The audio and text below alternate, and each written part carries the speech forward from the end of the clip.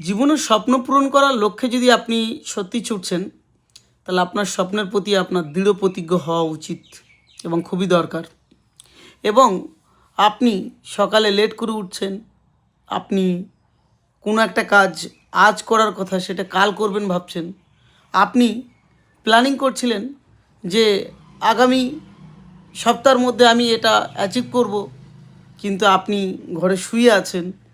তারপরে আপনাকে যিনি আপনার গাইডলাইন করছে, গাইডলাইনার, তার কথা আপনি শুনছেন না, তার কথা আপনার কটু কথা মনে হচ্ছে, তার প্ল্যানিং আপনার খারাপ লাগছে, তাহলে ভাবতে হবে আপনি স্বপ্ন কোনো দিন দেখেননি বা স্বপ্ন পূরণ করার জন্য আপনি কোনো দিন ভাবেননি।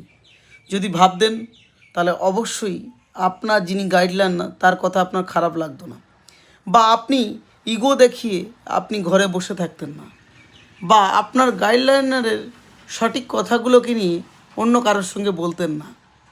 আপনি কখন বলেন এই কথাগুলো জানেন? যখন আপনি কামচোর হন, যখন আপনি কুঁড়ে ব্যক্তি হন, আপনি মেহনত করতে জানেন না, কিন্তু আপনি বলে আমি ভাত দেওয়ার মানুষ নেই আর কিল মারার গোঁসাই অনেক আছে।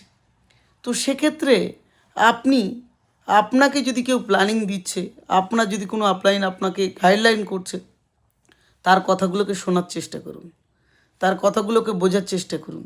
100% আপনার লাইফের পরিবর্তন আসতে বাধ্য।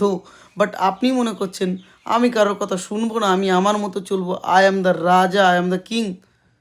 তাহলে আপনি ওই ছেঁড়া কথায় বসে বসে কিন্তু লাখ টাকার স্বপ্ন দেখছেন।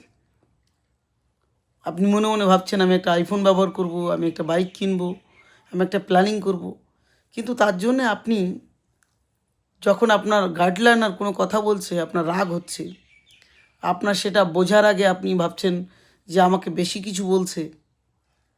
কেউ যদি সত্যিই কাজ করে না, তার কিন্তু আর ওই পিছনের প্রবলেম থাকে না, কারোর কথাতে রাগ হওয়া হয় না।